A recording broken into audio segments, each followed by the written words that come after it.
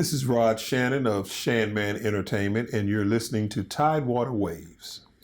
How's it going, Rod? Hey, man, how you doing? Doing good, man. Really appreciate you coming out today. Thank you for having me. Yes. So we'll get right into it. And I'll start out, who are you and where are you from? I am Rod Shannon. I am comedian / entertainer.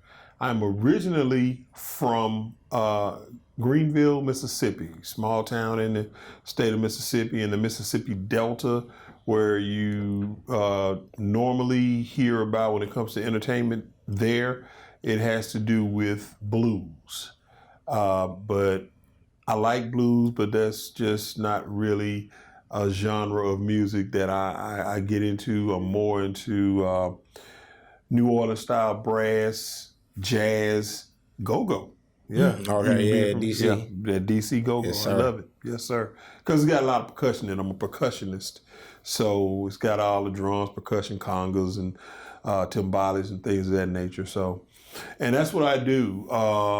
In addition to motivational speaking, I emceeing events, hosting events, singing, and acting.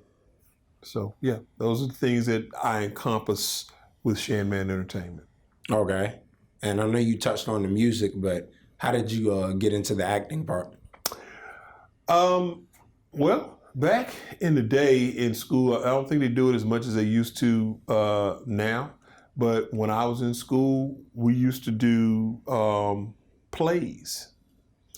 Well, I guess even before that, I used to watch a lot of television, and I used to like to emulate the different shows that I watched. I like to, the characters on the show. Even when the show would go off, I would still be running around, emulating those persons.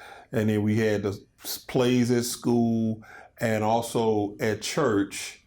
We had like the Easter plays and the Christmas plays and things of that nature. So, I always liked getting into plays and acting in those plays. And that's something about stand-up comedy is really, if you're writing your own material and performing your own material, it's just like you're writing and performing a one-man play. Because you've written all the material down and you've organized it in the way that you want it to come out, and then you just start acting it. I mean, a lot of comedians are on stage doing a character more so than being themselves. That's interesting. Yeah. Yeah. So, quick question. So, comedy is more than just getting on stage and telling jokes. Like you were saying, it's really a structure to your set.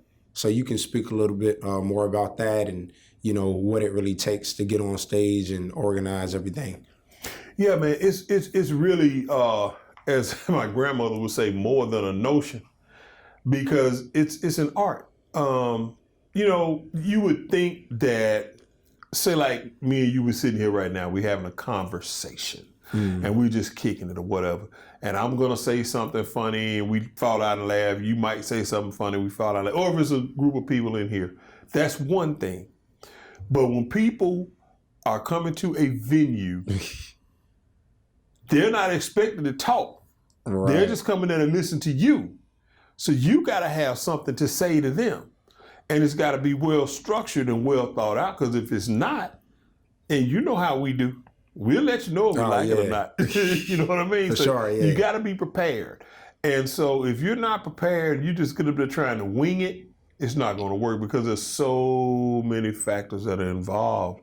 And so you got to be prepared. It does take, you have to be a student of the art is what I would say. And I do consider myself a student of the art. I never stop watching comedians. I never stop looking at the trends in comedy. And when I say trends, I'm talking about, even today, things that were commonplace on the comedy stage are now taboo. You have to be very careful about what you say, how you say it. You don't want to offend anyone. And I mean, I'm being serious when I say that. You really don't want to offend people, but you do want to be funny. So you have to consistently think of clever ways to get your point across and say what you want to say. Okay. And you mentioned studying. Who are some of your, comedic inspirations or people that you studied? Oh, wow. The first I would have to say would be my dad, man. My dad is a very funny guy. When I was little, and he used to come home from work and we'd be sitting around the dinner table and he'd start telling stories and about his day. And I noticed that as he was telling his story, he'd be putting the voices in. He'd do voices. And that's what kind of got me interested in doing impressions. So he would put the voices in, and me, I had a very active imagination. So I would just sit there and I could just see the people that he was coming in contact with. Right, you could see it. So I got intrigued by that and I started doing it. Well, along that time, there was another comedian. A lot of people haven't heard of this guy. His name was Rich Little. He was a white guy. But he had a special that he would do either once or twice a year. And back then, we talking about the 70s, he was imitating folks like Nixon, president back then. You know, everybody imitates the president. So he was doing Nixon. He was doing all the famous characters back then. And so I liked him for his ability to do impressions. Of course, Richard Pryor. Richard Pryor was, I was a kid, so I wasn't supposed to be listening to him anyway. So I had to take his records and listen to them and memorize them. Oh, wow. In order to enjoy them. And the same thing with Rudy Ray Moore. I don't know if, they got that Netflix special out now. I don't know if I can say Netflix on here. I know you probably edited it. Okay. Yeah. I just thought about it. But it got a Netflix special out. Can I also say the name of the movie? Yeah, for sure. Dolomite Is My Name. And where it's starring Eddie Murphy. And he's going back telling the story of how Rudy Ray Moore invented Dolomite. Oh, wow. Well, I used to listen to the 8-track back then. Yes, 8-track. And so, same thing, I had to put it in and memorize all those rhymes and stuff like that in order for me to really enjoy it, because I couldn't just pull it out and listen to it. I think I was about 10 years old when I first started listening to Dolomite. But he was a big influence on me. And another big influence was Bernie Mac. I really like Bernie Mac, because Bernie Mac just say what's on his mind. And then I noticed that another thing with comedy, and this may be kind of off on a tangent, but you notice one of the things that made Bernie Mac so funny, the way he talked like this, he be talking like he out of breath when he talks to the world, you know what I'm saying? He talked to you just like this, right? Well, we laughed at that because it sounded, funny. Then we found out the man was challenged with sarcoidosis. And a lot of people don't even know what that is to this day. It's a lung. I hit that. It's a lung disease. So he couldn't breathe. We thinking he just talking like this because he's trying to be funny like the lungs, but he really couldn't breathe. And we find out later that he dies of sarcoidosis. And now I'm feeling bad because I'm like, man, all this time I thought this dude was putting on, Kind of like with Eddie Murphy with that laugh he used to do. Okay, well, he got that from a guy, it used to be a show back in the 70s called Welcome Back, Kotter. And the guy, it was a character on there named Arnold Horshack. Well, he laughed like that on Welcome Back, Kotter. In an interview, he said that laugh actually came from his grandfather, who had emphysema. You see where I'm going with this? Yeah, wow. So it's two medical challenges that were happening to people that somebody learned how to take and turn it into something that was funny to the rest of us. And I think, matter of fact, I'm pretty sure if I had to bet that was their way of dealing with the pain of what they were going through and trying to make themselves feel better about it, and then have other people to not be so worried about them. I know I'm like that. When I go to the doctor's or the doctor's office, especially if I had to go to the hospital, man, I'm in there just clowning, man, just cracking jokes, cutting up, because I don't want people to be around me going, oh man, and all that. I hate being around sad people, angry people, stuff like that. That's another thing I like about comedy, man. I like to try to bring people together, and if I can help you take your mind off your problems for however long I got the mic in my hand, that's what I want to do. Nice. Okay. Yeah. So yeah, speaking of, let's get into the platform you've created, ShanManEntertainment, and just speak a little bit about a little more about what the platform offers and just what you plan to do with it in the future. Very good. Well, like I was saying earlier, what the platform offers, of course, is world-class entertainment. I mean, from comedy, stand-up comedy. I would like to eventually, maybe one day, get into skits and things of that nature. If I can get more people that can see the vision with me and come on board with me, and we can do skits and maybe plays and things of that nature. And of course, with bands, if we can just do like a 3-piece ensemble all the way up to maybe a jazz ensemble. Just depends on what you want. It's been kind of difficult since I moved to this area. I haven't really found a lot of musicians who just gig on a regular basis. I've in Mississippi, even not in the Mississippi Delta. Let's take it down to Jackson, Mississippi, which is the capital of Mississippi. There are bands that gig all over the city of Jackson and in the county and all of that, in a general metro area. And that's what they do. But there's not a huge demand for comedy. Well, here it's the reverse. And that's how I wound up kind of really getting back into comedy, was because I found out around here, that's what people do. It's people, I mean, you can see comedy every night of the week in this area. But I have yet to just really vibe off a live band that's playing, nor have I found any musicians who are looking to gig. So if there are any musicians out there looking at this right now, I'm pretty sure, all my information will be at the bottom of the screen or at the end of so it's going to be on it somewhere. And you can get in touch with me and we can just figure out, man, collaborate and try to, put something together, because I would love to start playing music again. I play at church, but I'm not playing, anywhere else outside of church. And, I'd like to get back into that and then offer musicians who are looking to do something, because I'm always coming in contact with people who are doing like wedding receptions, and they'll have me for comedy, and I always ask them, well, do you have a live band? Well, I was looking for one. You know what one? Wow. Missed opportunity. Yeah. You see what I'm saying?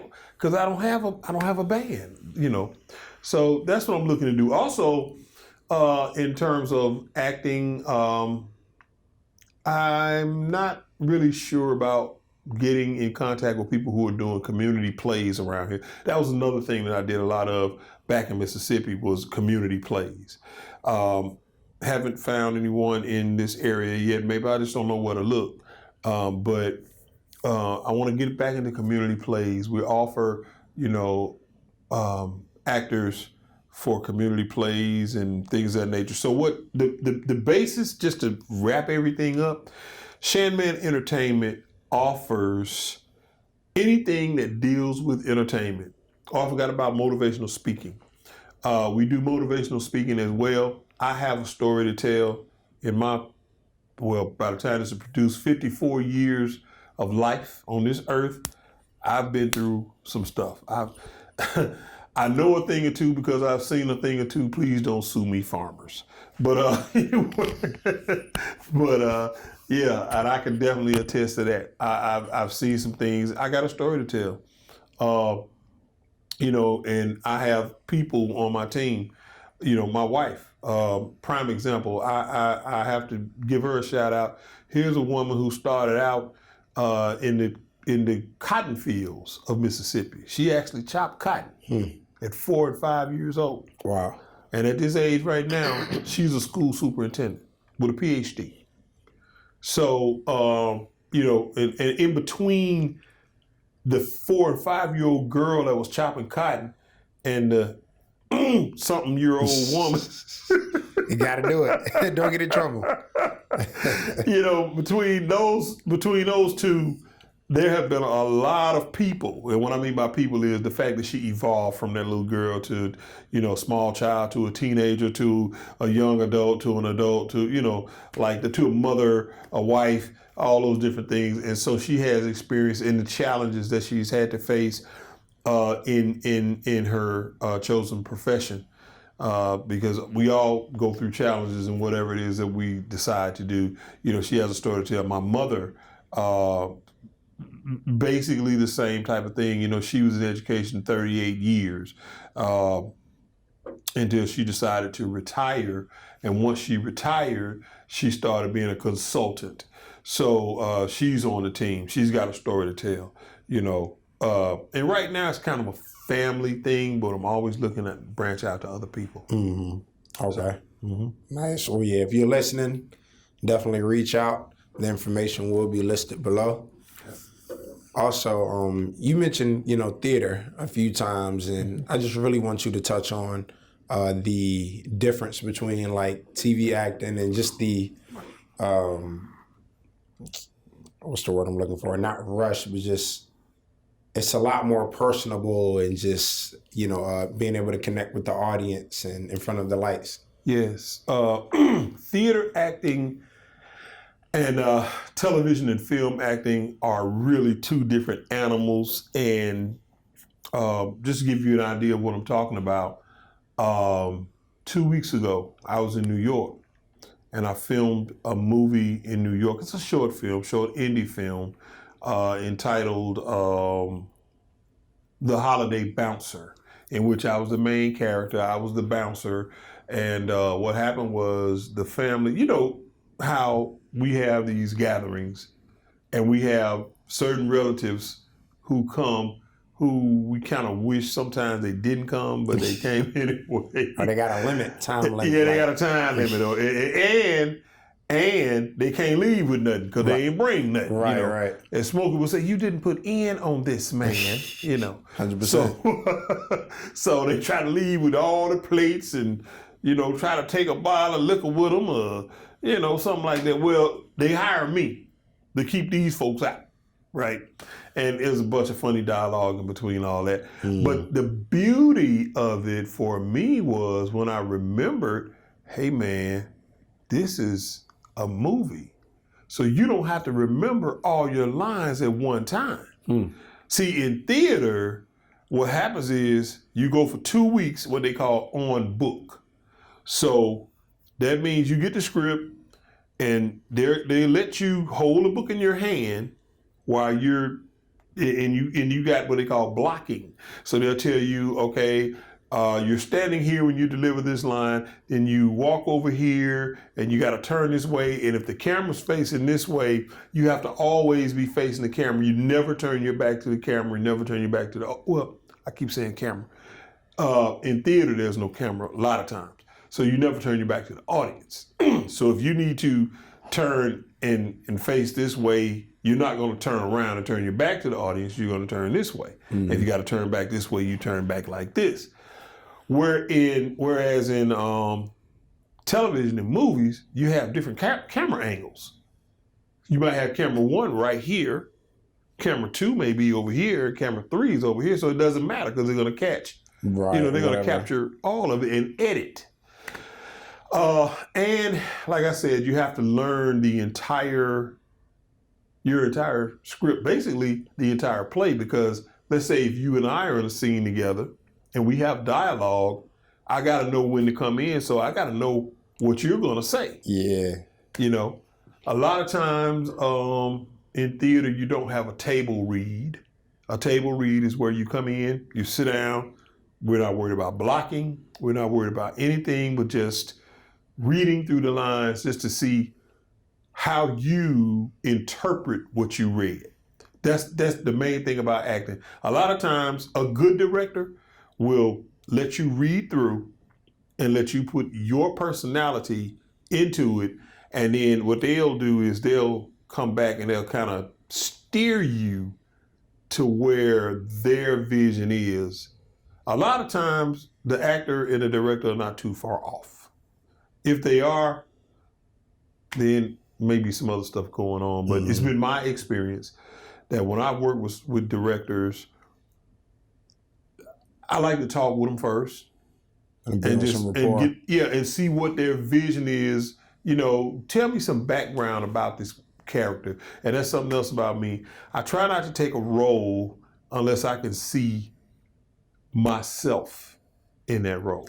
If I can't see me in it, I won't take it. For example, I'm not big on the occult, you know, like what's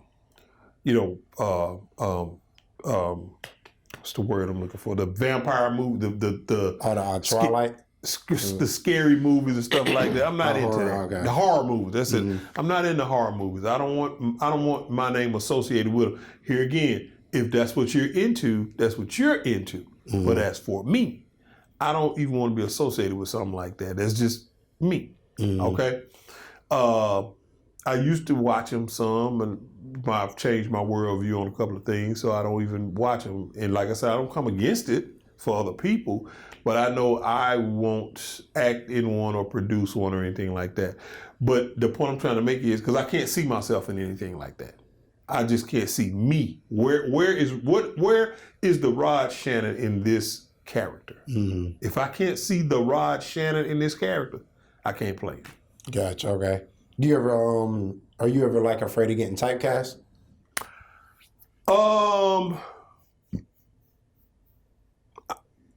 I am, but I have not. I don't.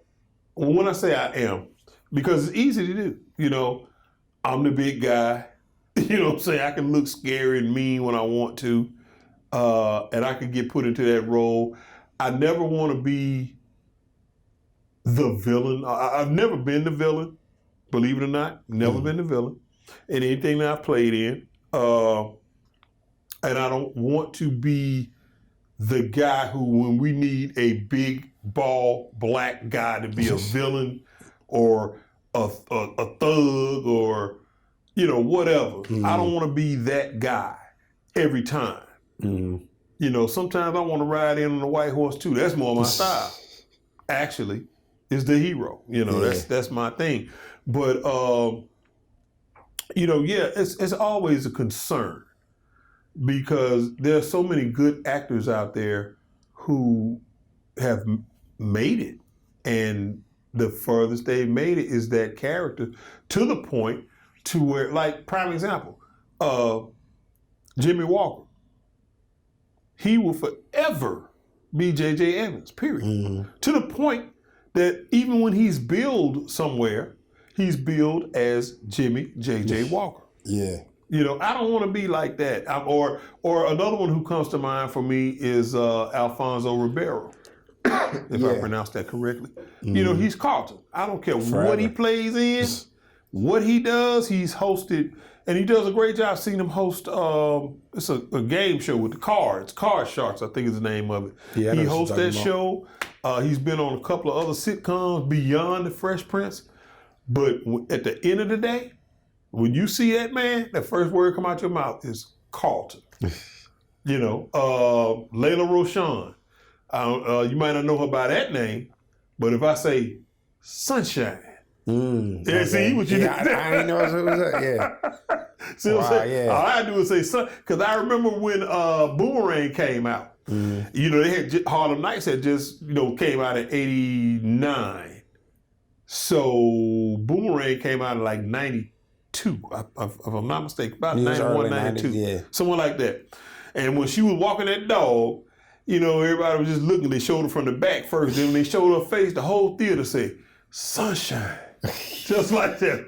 So, and that's how people know that girl, man. And I don't want to be like that. I really want to be versatile. I can play a villain. I don't want to always be the villain. I don't always want to be the hero.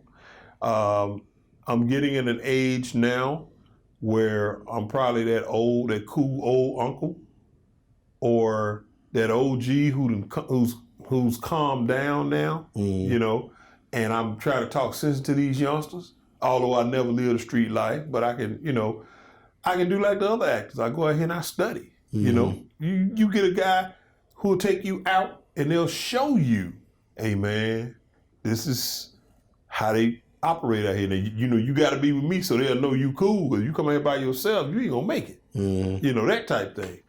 I want to do different dialects. Homie, like if I was out there in California, homie, you know how they talk out there in California? Yeah. Or like they do up in DC. What's good, money? What's up, Mo? Yeah, what's up, Mo? Yeah, you know how they do up in DC, money? Like they say, I love to hear when they say, you know what I'm talking about? Oh, yeah.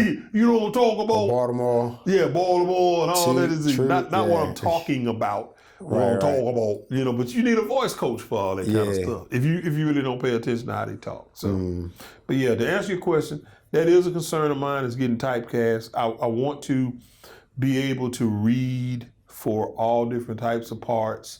But here again, like I said, I have to be able to see myself in that role. Because if I can't see myself in it, I won't do it any justice. And that's the main thing. You want to be able to bring that character to life on screen or on stage. So that's what you're trying to do. Okay. Yeah, speaking of, what are some of your future shows or projects? I know we have The Bouncer, but what else should the viewers know about? Right now, I have no upcoming movies or television projects. I'm just right now. I've been blessed to just do a lot of interviews. I was just on an interview on Jacoby and Nicole, which is on YouTube. It's not a mainstream thing or anything like that. And I mean, I'm here with you. When I leave here, I'm going to a thing called Sit and Sip and do an interview with some ladies. I think they're out of DC. It's got something to do with 94.7. Okay. So I'll be over there with them as soon as I leave here doing interviews and promos and things of that nature. But I don't have any major projects coming out other than just being booked for stand-up comedy, which I'm very pleased with how I've been blessed to be able to work consistently in stand-up comedy, seeing as I've been away from it in terms of with any level of consistency. I've been away from stand-up comedy. I didn't get involved in it when I first came here. I was involved with it some right before I left Mississippi. And then when I got here, I just, for whatever reason, I didn't fool with it. And they had some comedians come to Franklin, where I live. And I was sitting there looking at them, and my wife was like, man, you can get up there and do better. People close to you are always gonna tell you stuff like that. Yeah. And so after the show, she went to the owner of the venue and she was just talking to him and told him that I do comedy. So he said, I tell you what, Oh, wow. I'm gonna let you come up here. I'm gonna let you come up here, man, and do something the next show we have. I was supposed to do 5 minutes. I'm like, okay. And I wound up doing 10 minutes. Well, actually, we're doing 12. And I recorded it. And so when I took that recording and I started traveling all over Hampton Roads and showing it, the next place that I did, I played Kazi's. And after I played Kazi's, it just kind of took off from there because I was around a bunch of comedians and we were able to sit and talk. And just kind of went from there. And I started doing a couple more open mics and things of that nature. Now, you were talking about other upcoming projects. I'll tell you what I did do before I went to New York and shot that movie. The week before that, I went to New Jersey and I auditioned for the Apollo Comedy Club. And I did make the audition. I should be getting ready to go up there and shoot. It'll actually be at the Apollo in Harlem. Oh, nice. Congrats. Yeah. So I'll get to, thank you. I get to go up there. It was supposed to be the end of this year. It probably won't happen at the end of this year because I got some other things going on close to the end of the year. I'm usually in Mississippi that time of the year because My birthday is the day before Christmas. Then you got Christmas, and it's the longest break. Like I said, my wife was a school superintendent, so it's the longest break that we have in the school calendar year that we can go back to Mississippi because we drive, and it's a 12 and a half hour drive.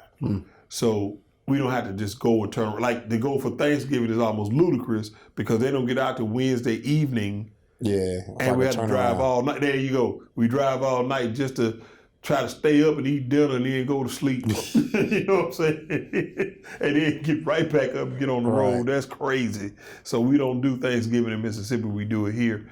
And we try to do Christmas there. So that's why I said it'll probably be, preferably there'll be no snow and ice on the ground, but it'll probably be around the 1st of for January or February. I might, and I'm not averse to switching it to March. But if the man tell me to come right now, I'm taking his mic off. Oh. You know what I'm saying? Yeah, you know what I mean? Because that's the Apollo, man. Yeah, for real. And yeah. I had to go audition for that. Yeah, that's huge. And people don't make that every day. Mm-hmm. So, and that's pretty much. Oh, and I have, like I said, other projects that are local. I know I'm going to be doing something for the Lambda Omega chapter of Alpha Kappa Alpha Sorority Incorporated, and that's going to be in January. They're having I think it's a fundraiser. Mm-hmm. And I'll be doing comedy for that. I do a lot of private parties, a lot like retirement parties, birthday parties. I do church events. That's one thing I must stress. There was a point in my life, man, when I was doing comedy.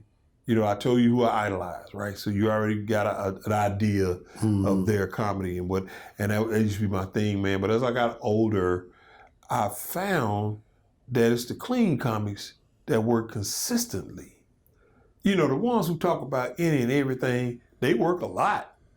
But I'm talking about when you go to these family gatherings, you can't be saying all that stuff. You got kids. That makes sense. Okay, you see what I'm saying? Yeah. So when I cleaned up my act, and like I said, I even say this, I tell this joke, and it's true though. I don't cuss on stage, only in front of cameras and stuff like that. It ain't that I forgot how to cuss. I still know how to cuss. I got a high maintenance wife and 2 high maintenance teenage daughters in my house. So I still know how to cuss. It's just I don't say the heavy stuff no more. I give you what's in the Bible. If you can find the word in the Bible, I say it. Right. It might not be in the same context, but it's the same word, And so, and that's pretty much, the extent of, me using that type of language in my comedy. And that's because I want to work consistently, because I've done that. Because what people, they put in, when they do a search, they don't put in a search for comedian. They put in clean comedian. And then I noticed they'll ask, one of the first things they'll ask me, are you clean? Yeah. I don't do all that other, and that helps me to get gigs. Oh, wow. So, yeah. That's what people are looking for nowadays. Yeah, interesting. Yep. So for the people out there like me that didn't know, just in terms of how, like, the background stuff, the business goes. So, yeah, that's a cool thing to note. But you were also a Marine. I want to get into that. Thank you for your service, first and foremost. Yes. And, how was your time in the military? Man, I enjoyed. I'm probably one of the few people you ever hear say this, but there's a few brothers that you hear say this. I loved being a Marine. In fact, the only reason I stopped being a Marine, when I say stop being a Marine, somebody just got out of the active service of being a Marine, was because I had a misconception about how things actually worked. At that time, I was young and slightly foolish, I guess is the best word to say. I got out of the Marine Corps, man, because at the time, Desert Shield, Desert Storm had just completed. I was supposed to either get out or re-enlist before February 3rd of 1991. Well, on February 3rd, I was in Kuwait. So, of course, they have a thing called stop loss, where, nobody gets out. All the forces that we have in place are going to stay in place. So, I was there. Nothing I could do about that. So you had to re-enlist? Well, not re-enlist, but I had to. It was like an involuntary extension. Oh, okay. So, but once the war was over and they started rotating troops back, I was among the first to come back, and I went to Camp Lejeune, and they were talking about re-enlisting, which I wanted to re-enlist. But at the time, I could not re-enlist in my MOS, which is military occupational specialty, or job, and I could not re-enlist in the job I was doing, which was a heavy equipment operator, but I enjoyed what I did compared to what they had open. Now, what they had open were things like aircraft mechanic, helicopter mechanic, pilot, things that were either way up here, which you'd be in school learning that job for an entire enlistment, or it was something like infantry, always looking for infantry, or mortarmen, or artillery. And I just come back from war. I know I ain't want to do that. You know what I'm saying? That wasn't my style, so I wasn't going to do that. So I just got out thinking that, I know how the military works. The new fiscal year for the military is October 1st. I said, I get out, and then when October rolled back around, I just get back in. Didn't work like that. Nah, it works. So it didn't work that way for me. Oh, okay. So I wound up going back to school. And I always say that God knew what he was doing, because had I not gotten out and gone back home, I would not have met my wife. So I met her when I went back to school. Oh, wow. And it was just kind of crazy how that happened. I was a drummer in the band. She was a dancer, and she danced right in front of me. And I used to be just like this, just looking at her do her thing. I'm sitting there playing. Couldn't even mesmerized, like this. Wow, what I'm saying? But anyway,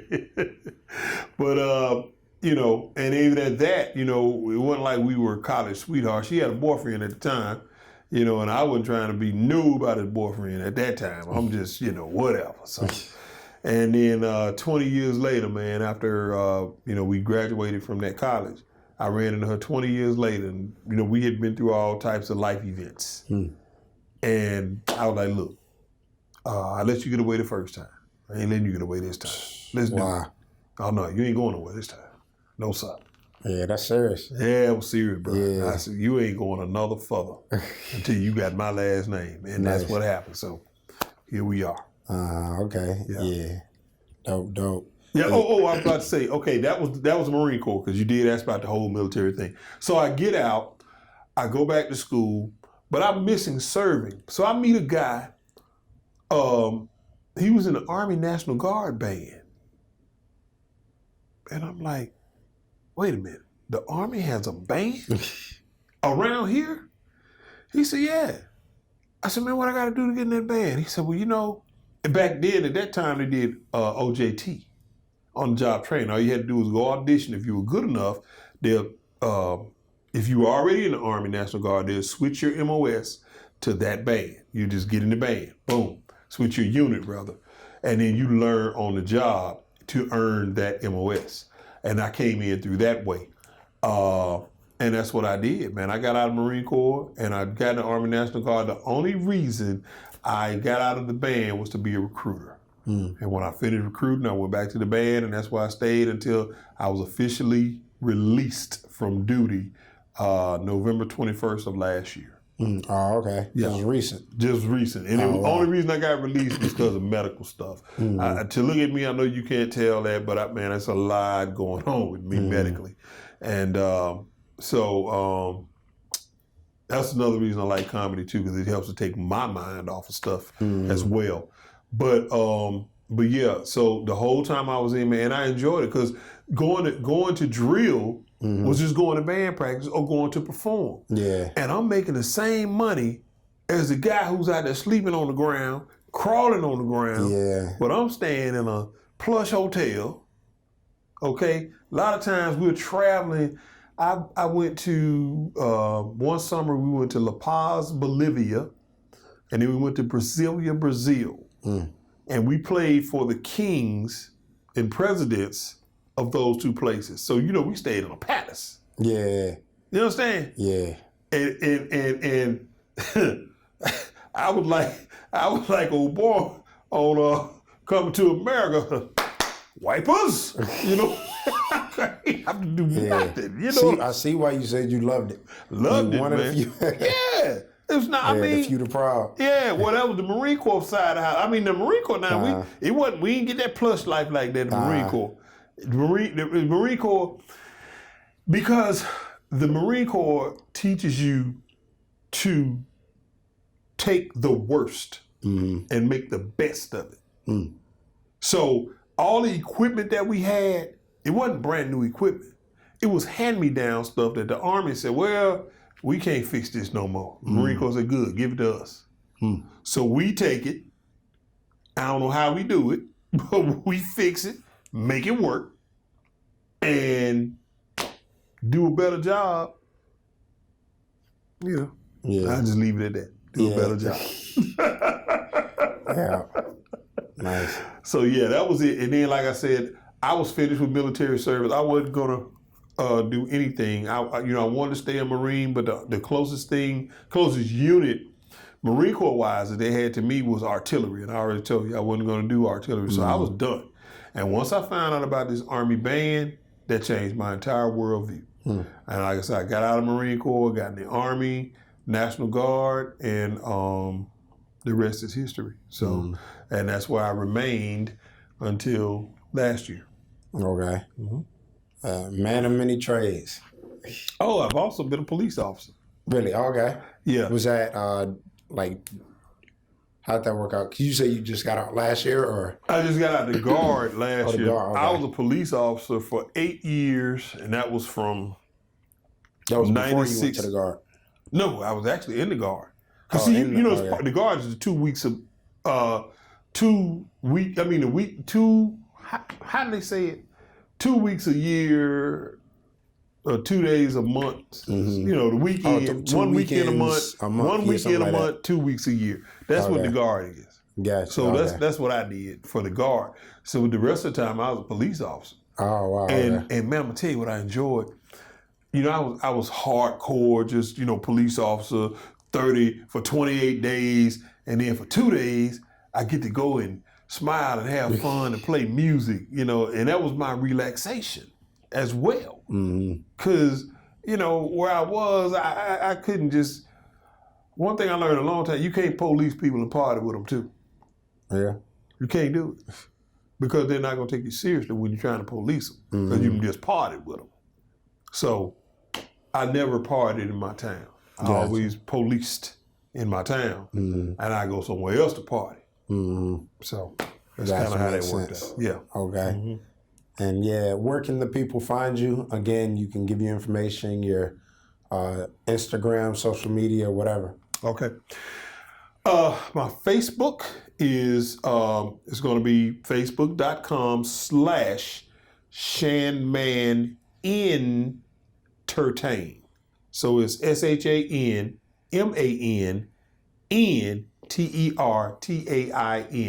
ShanManEntertain. It's also the same thing for my Twitter.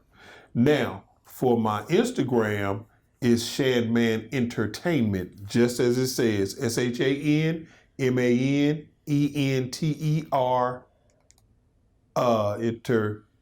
TAIN,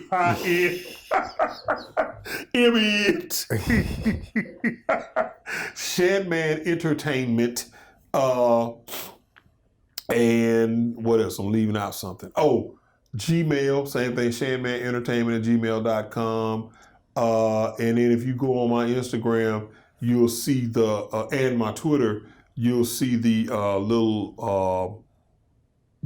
snap code for my Snapchat. Because you just can't go to Snapchat like that. I tried that. You have to either have that snap code or something. Yeah. So you can get my snap code.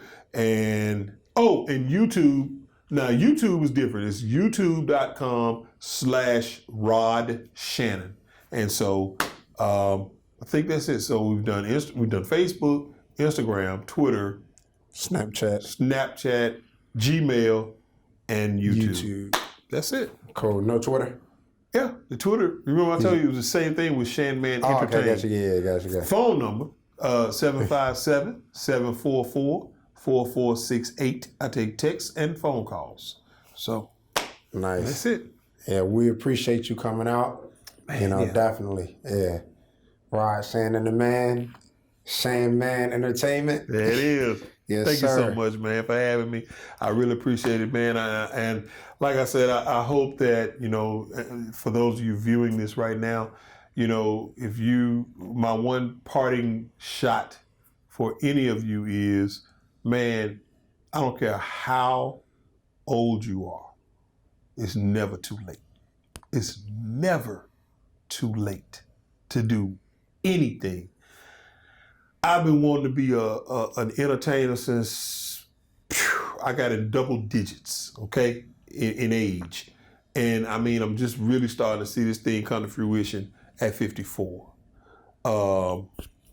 It's never too late. If you want to go back to school, if you want to start that business, if you want to pursue that dream, whatever it is that you want to do, man, and don't let anyone talk you out of it. You are the only person, you and God, know what God has deposited on the inside of you. No one else can tell you, oh man, you're gonna have haters. Man, you crazy for trying to do so. Man, you ain't funny, you ain't what. Don't listen to them folks, man. If you know it's on the inside of you, pursue your dream. And that's my parting shot.